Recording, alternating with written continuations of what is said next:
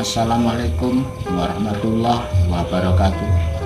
Jumpa ketemu kembali bersama Ngopi Horor. Malam ini saya akan coba bawakan sebuah cerita horor. Yang cerita ini sudah lama sebenarnya dikirim ke Ngopi Horor, tapi karena banyak yang harus diupload, akhirnya malam hari ini kami bisa untuk menceritakan. Jadi kiriman ini, cerita ini dikirim yang namanya Mbak Ati atau Bu Ati. Kebetulan cerita ini atau pengalaman horor ini terjadi kira-kira waktu tahun 95. Sebelumnya kami ucapkan terima kasih kepada dulur-dulur yang sudah subscribe serta like, komen, dan share-nya. Mudah-mudahan kita semua pada hari ini selalu diberikan kemudahan, kesehatan, dan tidak kurang dari apapun. Baik, kita coba ceritakan kepada dulur-dulur kiriman dari Bu Ati ini. Kebetulan Bu Ati ini waktu kejadian ini tahun 95 itu tinggalnya di perumahan. Jadi perumahan ini adalah perumahan tentara ataupun bisa disebut komplek tentara. Jadi di Surabaya itu ada komplek tentara, dan di dalamnya komplek itu juga ada batalion. Jadi maaf nggak bisa kami sebutkan nama kompleknya ataupun dari batalion tersebut. Jadi ini hanya kisah horornya. Jadi pada waktu itu Bu Ati ini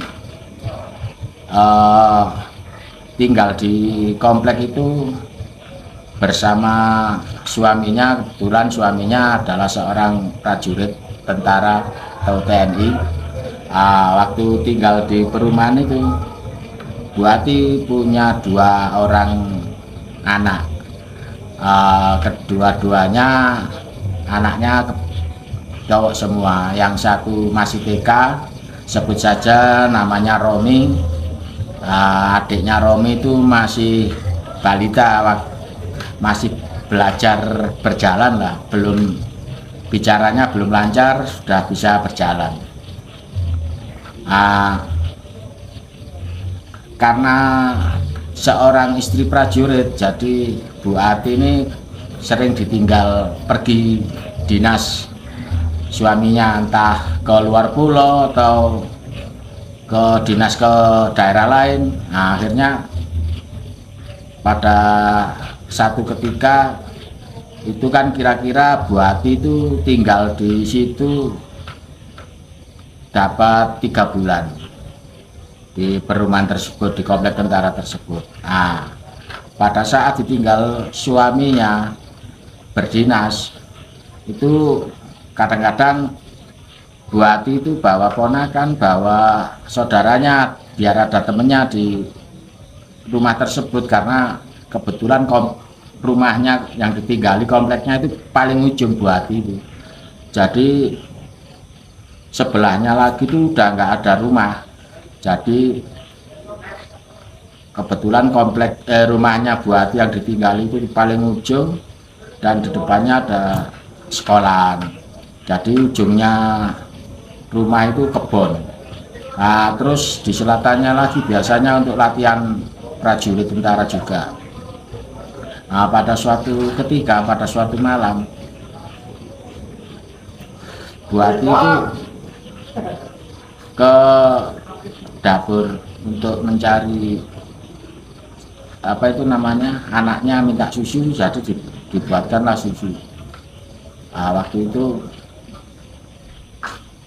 yang anak pertama itu dia dibangunin sama mamanya, suruh nemenin ke dapur karena ya nggak berani. Akhirnya nemenin mamanya yang anaknya nomor 1 itu tadi, nemenin ke dapur. Kebetulan rumah itu depannya kamar, ada 2 kamar, terus ruang tamu sebelahnya, belakangnya kamar mandi, dapur, terus ada kamar 1 lagi di pojok, di paling belakang itu ada 1 kamar lagi.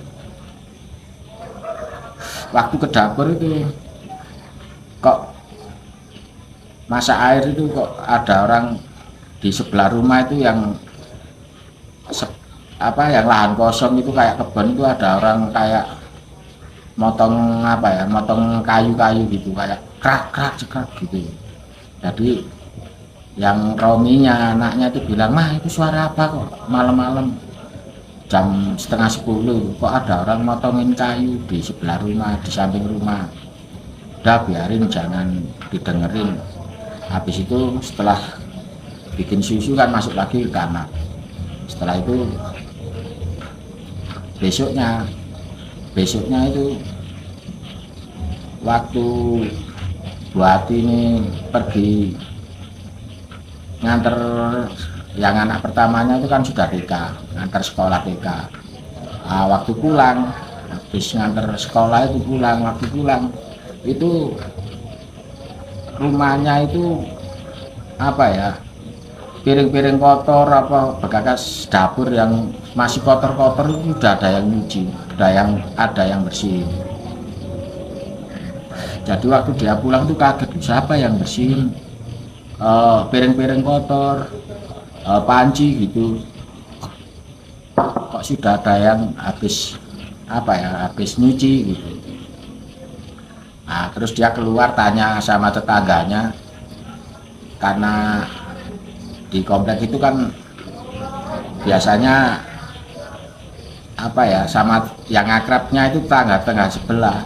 Ditanyain, "Tadi ada saudara saya ke rumah apa enggak, kok saya masuk rumah kok piring-piring sudah dicuci, enggak ada siapa-siapa yang masuk, enggak ada ponakannya." Jadi rumahnya Bu Ati itu sama rumah orang tuanya itu kira-kira jaraknya cuman 5 kilo. Biasanya ponakannya atau misanannya itu banyak yang berkunjung ke situ. Akhirnya nggak diambil hati, nggak diambil pusing. Ya udah, kalau gitu kirain ada ponakan saya atau saudara saya yang ke rumah waktu saya nganter sekolah tadi. Nggak ada, Bu Ati. Akhirnya setelah malam hari kan, karena suaminya sedang bertugas kan, dia tidur bertiga sama anaknya. Waktu itu kira-kira 3:30 itu bilangnya Bu Ati itu kedengeran orang kayak nyapu-nyapu di dapur itu, kayak ada orang nyapu, ada orang kayak nyuci-nyuci gitu. Terus nggak berani bangun itu Bu Atinya. Setelah pagi dia bangun, ternyata di dapur itu sudah bersih semua, udah kayak habis disapu, terus piring-piring udah dicuci. Akhirnya pada suatu saat Bu Ati itu kedatangan misanannya, keponakannya. Kebetulan ponakannya di situ ke rumahnya Bu Ati itu untuk cari kerjaan. Ponakannya itu seorang laki-laki, sebut saja namanya Usman gitu aja. Jadi yang namanya Usman itu datang, terus Bu Ati itu senang sekali karena kebetulan suaminya lagi berdinas, kedatangan saudaranya bisa untuk teman di rumah, maksudnya karena Bu Atinya sendirian. Tapi Bu Ati nggak cerita kalau rumahnya itu istilahnya banyak kejadian mistis.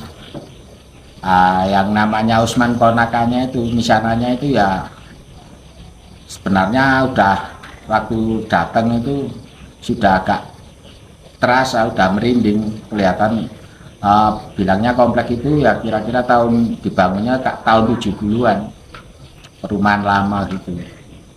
Akhirnya pada suatu saat kebetulan Usman itu cepet akrab sama tetangganya Bu Ati itu, cepet akrab. Jadi di situ banyak temen yang namanya Usman itu.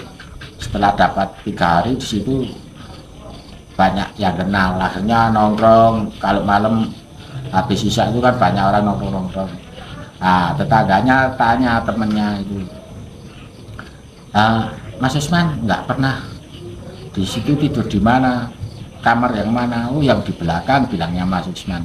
Oh, yang belakang sendiri deket jemuran itu. Iya, nggak pernah diliatin apa-apa di situ, bilangnya Mas Usman. Ya nggak pernah.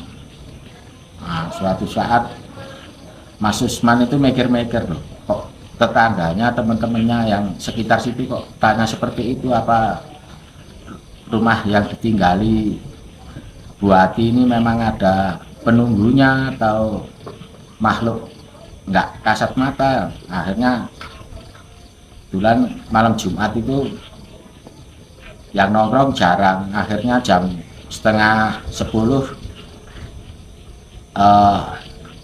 Mas Usman itu masuk rumah. Bu Ati sudah tidur sama anaknya.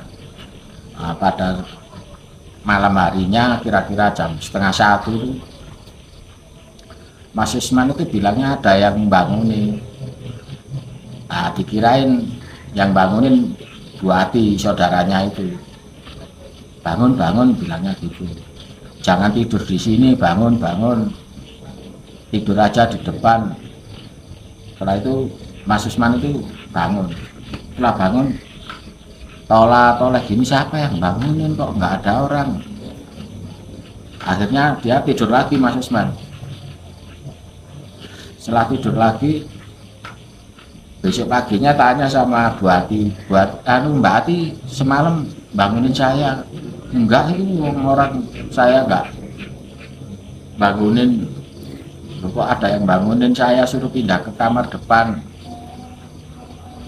Oh, tak tahu. Akhirnya pada malam harinya lagi,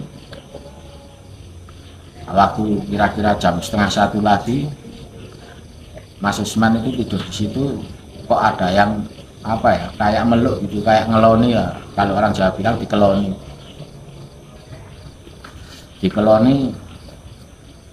Waktu itu nggak terasa. Tahu-tahu Mas Usman itu orang tidurnya biasa kan telentang miring.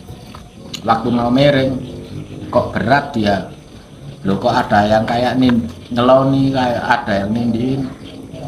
Akhirnya Mas Usman itu buka matanya gini, dilihat, loh kok ada yang ngelonin. Kebetulan lampunya itu kan tahun segitu kan pakai apa ya, bolam yang kuning itu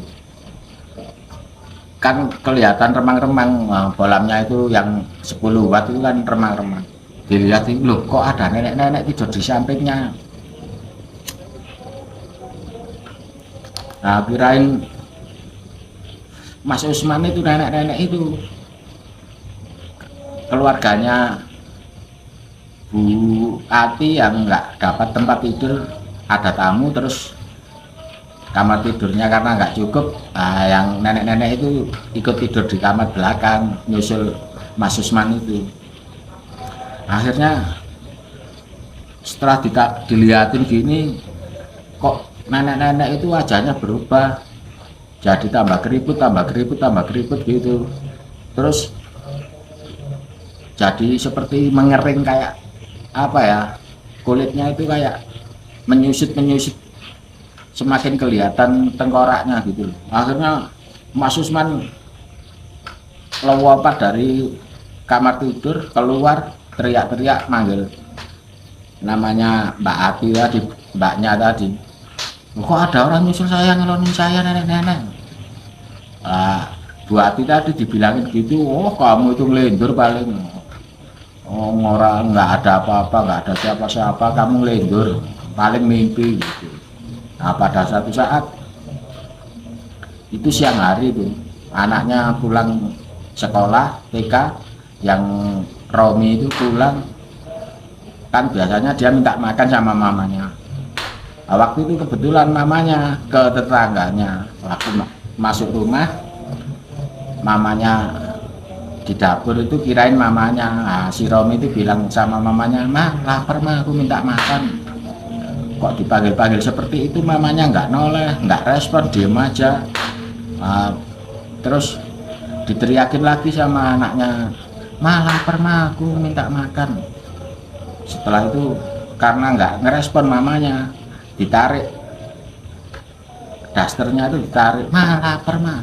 Setelah ditarik dia noleh itu wajahnya mamanya itu jadi nenek-nenek itu.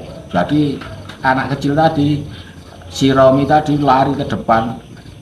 Nah, ternyata mamanya di depan, di tetangganya, "Ngapain kamu, Mi? Kok lari-lari loh? Mama tadi di dapur, kirain mama aku minta makan, ternyata orang tua mama berubah jadi orang tua." Padahal siang hari. Dan suatu saat lagi Mas Usman itu waktu bangun tidur malam, kok dia kedengeran ada orang kayak mandi di kamar mandi. Terus dia bilang, "Jam segini siapa yang mandi di kamar mandi?" Akhirnya bangun dia. Setelah bangun dilihat kamar mandi itu pintunya buka, terus dilihat, loh kok gak basah, lantainya itu nggak ada bekasnya orang mandi apa. Nah, dia masuk kamar lagi. Nah, setelah mau tidur, mau pakai selimut, terus ada orang bilang gini, "Pindao, jangan di sini ngaliyo, ini kamarku," bilang gitu. "Kamu jangan tidur di sini, ini kamarku, jangan tidur di sini." Nah, terus akhirnya Mas Usman tadi kan bangun tolak-tolak gini, kok nggak ada siapa-siapa, apa mimpi apa gimana. Akhirnya mau tidur lagi, tahu-tahu Mas Usman itu diseret orang itu, kelihatannya orangnya gede hitam, cuman rambutnya panjang tapi nggak kelihatan wajahnya, diseret, dijatuhin dari tempat tidur itu ke lantai. Terus sambil bilang gini, ngaliyo gitu. Akhirnya sampai pada saat itu akhirnya Mas Usman itu tidurnya di depan TV, nggak berani tidur di kamar belakang. Jadi setelah kejadian itu Mas Usmannya sendiri akhirnya pindah tidurnya di depannya TV, nggak berani tidur di kamar belakang. Mungkin itu dulurku yang bisa kita ceritakan. Nah, kebetulan Bu Ati ini sekarang sudah nggak di situ, sudah pindah dari situ, tetap di Surabaya tapi sudah punya rumah sendiri. Dan cerita ini dikirimkan saya seperti itu tanpa kita kurangi atau tambahi, ya kejadian seperti itu. Mungkin itu yang bisa saya sampaikan. Ada tutur kata saya yang nggak berkenan, ada kurang lebihnya saya mohon maaf. Wassalamualaikum warahmatullahi wabarakatuh.